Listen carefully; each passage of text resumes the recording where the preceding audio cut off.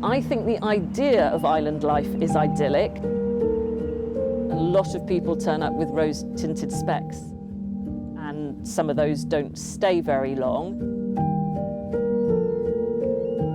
We're in a unique situation as an island where we could become as self-sustainable as possible.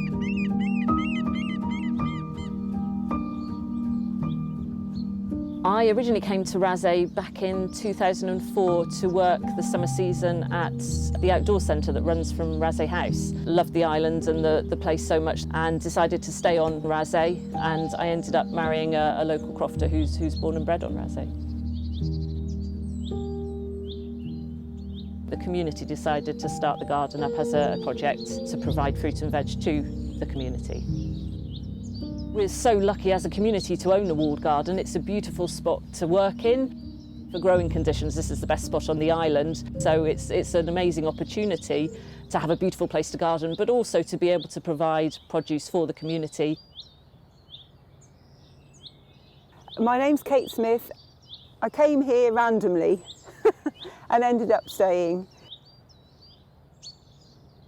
The first time I came here, this garden was still derelict and I shouldn't have come inside, but I sneaked in and I thought, I really want to work in this garden, and then it actually ended up happening. So you've got to be careful what you wish for. 2 years ago, when COVID reared its ugly head, Catherine and I, perhaps a little stupidly, thought that we could up the game a bit, and because we didn't know where food would be coming from, and actually it was a perfect time to really show that growing local food and eating local food is, as well as being more tasty, means that we've got kind of more of a certain supply of food.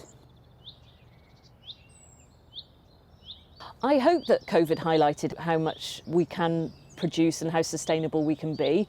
Certainly we found with the garden, when we decided at the first lockdown, we had a real opportunity to be able to provide local produce for people without them having to leave the island to get it.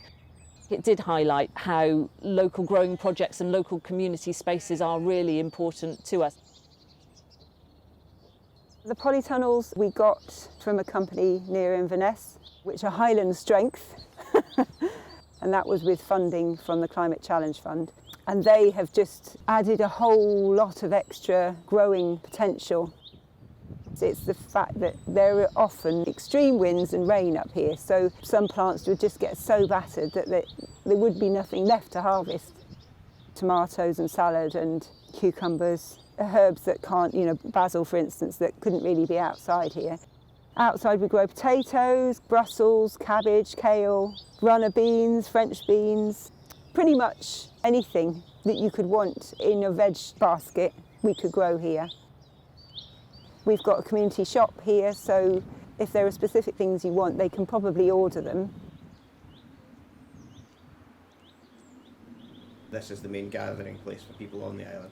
We always try to make the place a nice welcoming atmosphere and friendly, and so that everyone will come, and they do, and they always have done, use the shop as a sort of meeting place. The community shop was amazing during lockdown with supporting the community, and they are very good at getting any sort of food products in that we request without having to go off the island.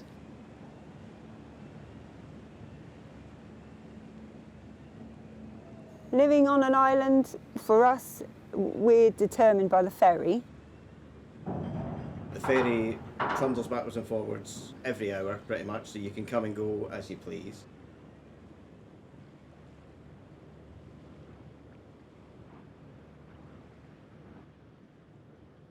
The government investment in the hybrid ferry has been great for us. I think it's making a big effort. It's definitely making a big effort. It's the ferry that we use now. It's bigger, runs more than the old one did, and obviously it's much quieter, as well as pumping out less exhaust fumes into the air.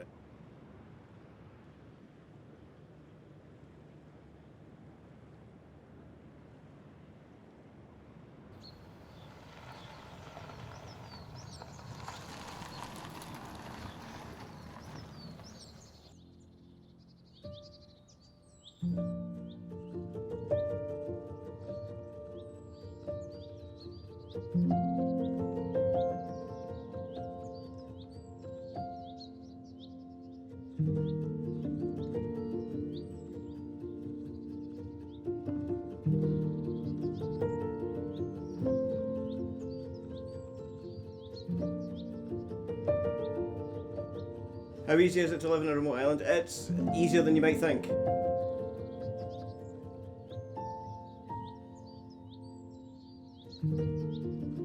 You don't have pollution.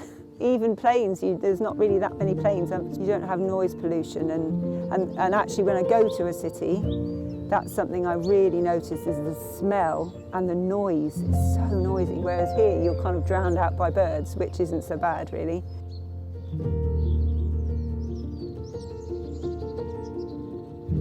It's not always easy living here, but it's, well, on a day like today, you wouldn't want to be anywhere else. It's peaceful, my children can be free, although they hate it sometimes because it's so boring. But actually I think when they're a bit older they'll realise that they've actually been quite lucky with what they had. It's good for your soul living somewhere like this.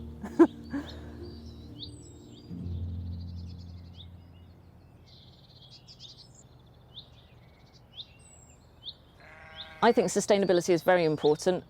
We've lost touch with a lot of easy ways that we can be sustainable. Certainly having a garden like this allows us to be able to focus on the food side of things. It's amazing what we've been able to grow in this climate.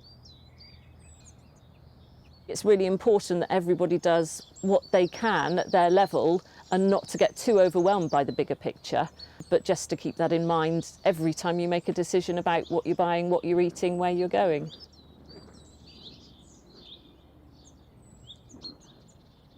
We try to be as sustainable as we can in the garden. That's not always easy being on an island, but certainly with what we use on our growing beds, we use local seaweed that we harvest from the shore, we use manure that comes from the crofters on the island.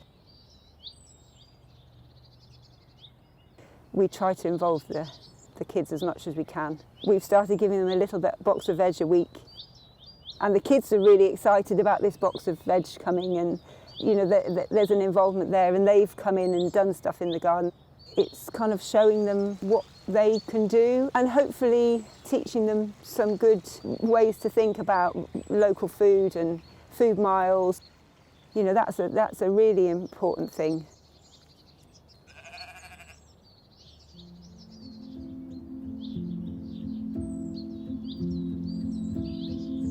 It's been a lot of work, but it highlights how important outdoor spaces are, and we're not trying to ram it down people's throats about being sustainable, but you can kind of quietly just have a little effect, you know, leading by example, doing things that are good.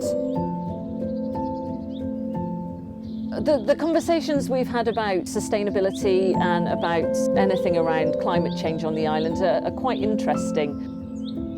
How do I feel about sustainability? I think it's definitely something we need to be pushing towards more of. Even in a little place like this, we generate a load of rubbish which goes directly to landfill, and it kind of has to be stopped. We're just filling up bits of the ground everywhere.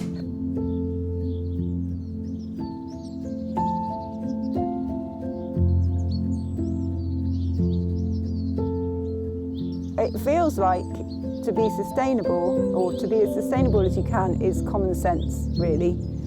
It just makes sense, because food miles seem a crazy thing, and actually before there were planes going here, there and everywhere, you couldn't get Mange 2 in the middle of winter. You just deal with it.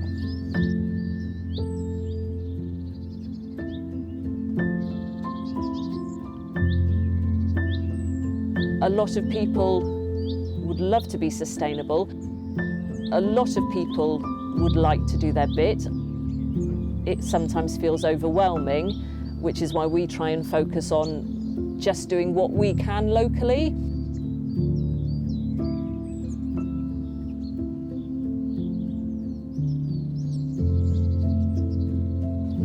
The place we've come to with not being sustainable is kind of luxurious, really, and actually an unnecessary way to live, and